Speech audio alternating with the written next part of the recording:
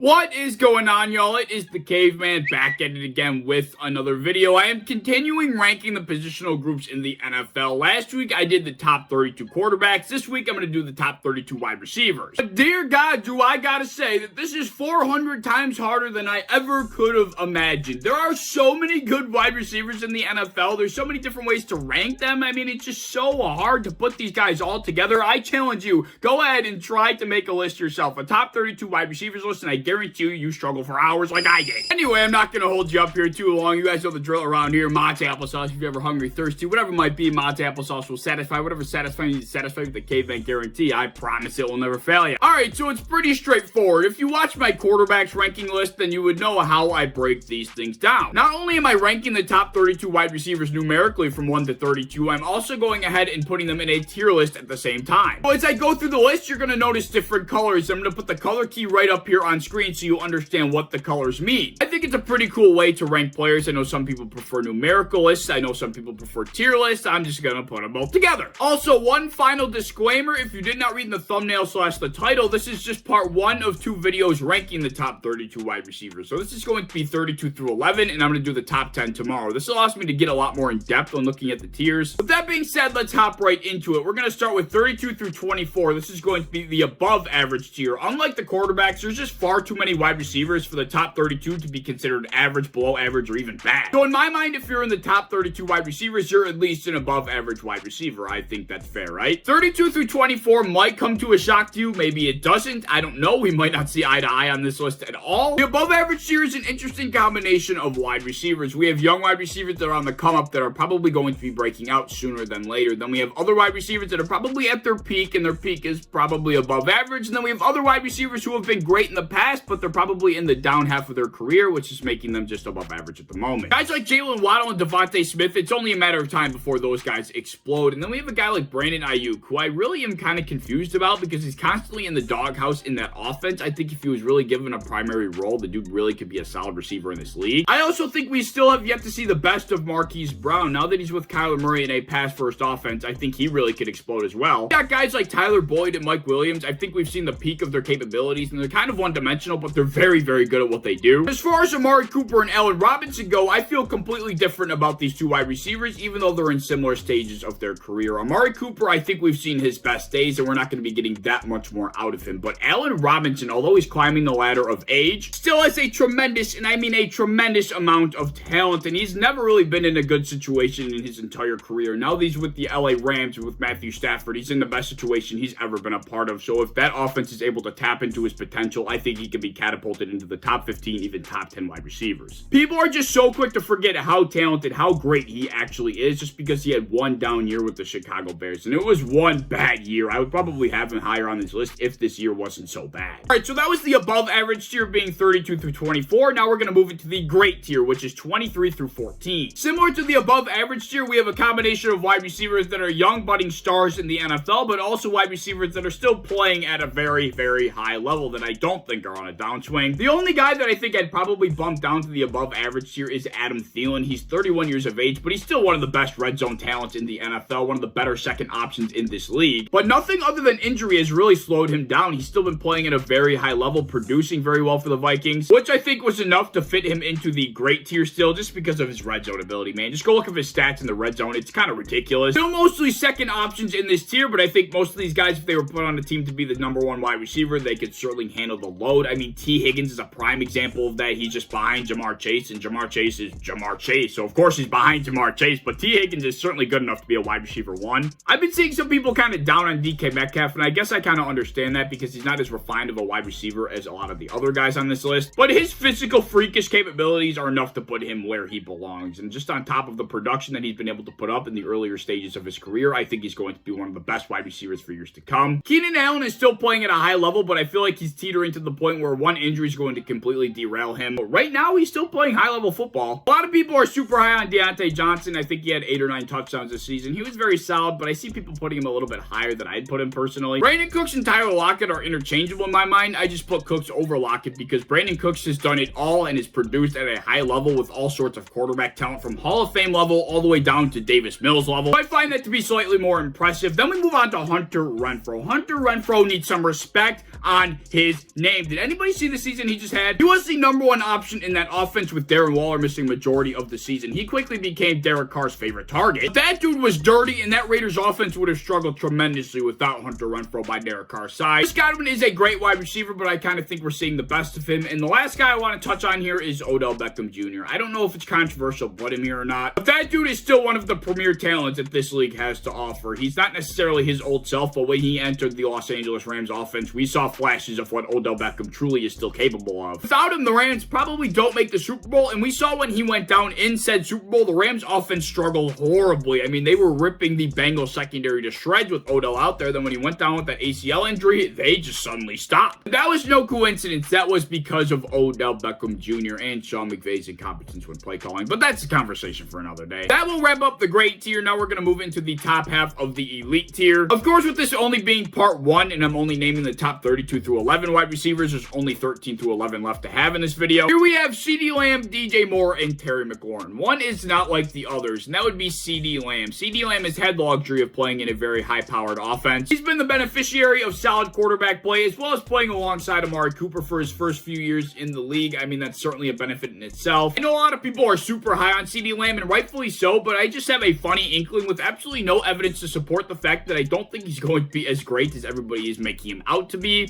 Obviously, with Amari Cooper gone now, CeeDee Lamb is stepping into that wide receiver 1 role. I don't know what it is, but something's telling me he's not going to excel like everybody thinks he is. But anyway, the other two guys here, we have Terry McLaurin and DJ Moore. These two guys are the complete opposite of what CeeDee Lamb has experienced in the NFL up to this point. Both have been playing on horrible teams with awful quarterback play ever since they got in the NFL. I think DJ Moore's best quarterback has been Teddy Bridgewater up to this point. Terry McLaurin's best quarterback was probably Alex Smith at the tail end of his career before he got hurt, and he had him for only like 6 games. So Terry McLaurin, I mean, my God, he has had so many different quarterbacks throwing to him in only 3 years in the NFL. Go look it up. It's ridiculous. But both these guys have been able to produce and put up numbers that are ridiculous for their given situations. I mean, DJ Moore has come close to 1,200 yards for like 3 straight years now. Terry McLaurin's been an 1,000-yard receiver for almost every year he's been in the NFL. His rookie year, he was just under 1,000. These guys have been able to do in their career with the shit hand that they've been dealt is remarkable. Deserves a tip of the cap. But I see people putting them in their top 10, and I just can't quite do it because we haven't seen them produce with better quarterback play. And I know in my heart that they would be probably 1,500-yard wide receivers with better quarterback play. I just haven't seen it yet, so it's hard to put players in a top 10 when you're basing it off of hypotheticals. Yeah, there you go. That will wrap up the first portion of the elite tier, and that will wrap up my part 1 of the top 32 wide receivers in the NFL. 32 through 11, I'll throw it all up on screen right here. But as always, let me know any thoughts, any comments you may have. There will never be 2 different individuals that agree 100% on a top 32 wide receiver list. It's already hard enough to get people to agree on the top 5 or the top 10, let alone the top 32. But yeah, leave your thoughts down below, and if you enjoyed, as always, please like, subscribe, do all the fun stuff. If you want to hit the bell to be notified when I upload, I'd appreciate that. And go over to Twitter, follow me over there, I'd appreciate that as well. I have a TikTok down in my description that I think you should check out, and I hope to see you in the next one. Peace.